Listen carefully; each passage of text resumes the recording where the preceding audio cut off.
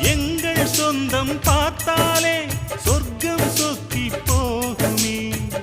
எங்கள் வீட்டில் பூத்தாலே பூவின் நாயுள் கூடுமே.